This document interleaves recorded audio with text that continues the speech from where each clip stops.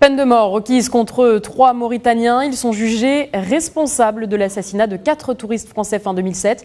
Ils se disent liés à Al-Qaïda, mais auraient reconnu les faits sous la torture. Cette condamnation à mort, jamais appliquée en Mauritanie depuis plus de 20 ans, a suscité l'émoi des familles. Stéphanie Trouillard. Des cris à l'annonce du verdict. Les proches des 3 Mauritaniens condamnés pour l'assassinat de 4 touristes français fin 2007 ont du mal à cacher leur colère. Mais la cour criminelle de Nouakchott a tranché après 3 jours de procès. Ils écopent de la peine de mort. C'est une injustice. Il n'y a pas de justice dans ce pays. C'est un gouvernement injuste. Un gouvernement injuste. À l'extérieur de la cour, les forces de l'ordre ont bien du mal à contenir les protestations des familles. Et à l'intérieur, la pagaille est tout aussi grande. C'est au cri d'Allahu Akbar que les condamnés ont répondu à leur sentence. Les 3 Mauritaniens ont même menacé la France et les Français de représailles. 4 hommes jugés pour complicité ont également été condamnés à des peines allant de 6 mois à 3 ans d'emprisonnement ferme. Mais l'affaire n'est peut-être pas terminée. Leur avocat a bien décidé d'annuler le verdict. Pour lui, les aveux ont été arrachés sous la torture. Je ne peux pas croire en cette peine de mort. C'est une première. En tant qu'avocat, je n'ai pas d'autre choix que d'avoir recours à la justice et de faire appel devant la haute cour mauritanienne. La Mauritanie n'a cependant pas exécuté de condamnés à mort depuis 1987. En appel, le jugement pourrait donc être commué en peine de prison de longue durée.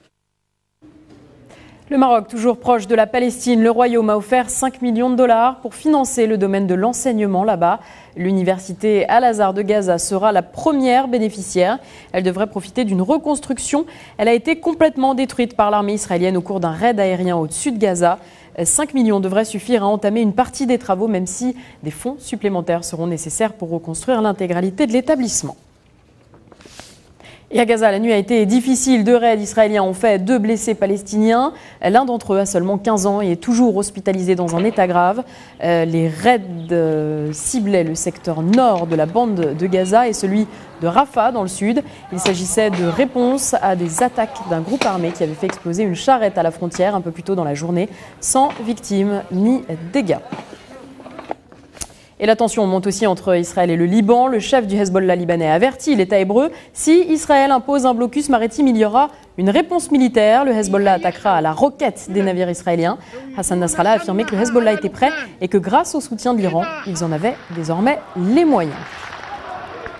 L'armée internationale à nouveau prise pour cible en Afghanistan. Une voiture piégée a explosé tout près d'une base militaire de l'OTAN. C'était à Kandahar, dans le sud de l'Afghanistan.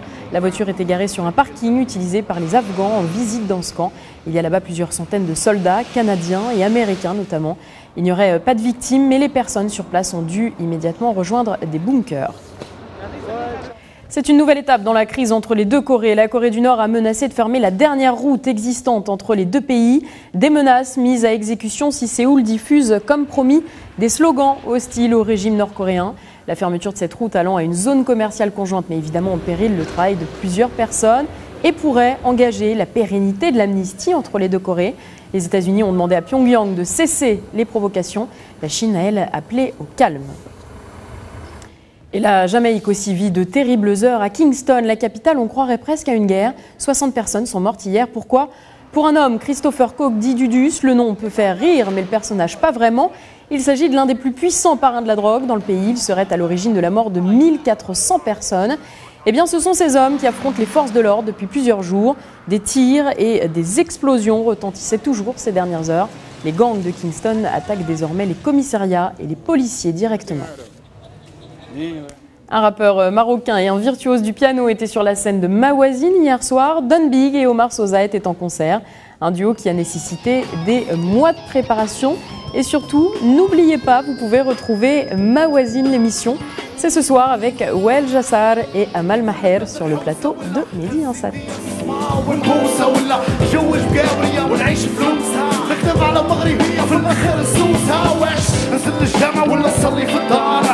وش هني الله صليت ونزلت البارح شفت فيه الحاج ذاك النهار نحسن فما بوسكوش الحمار خلوني نسول الغرابة كيفاش الحمام خشاتي راسه في التراب مشى بالرد غديد في قرع الشراب انا قاطع وغير بالرد وغير بمرس وضراب اولا اولا اولا لا قوة لا حول. Fin de ce flash, merci de l'avoir suivi. Très bonne journée sur notre antenne.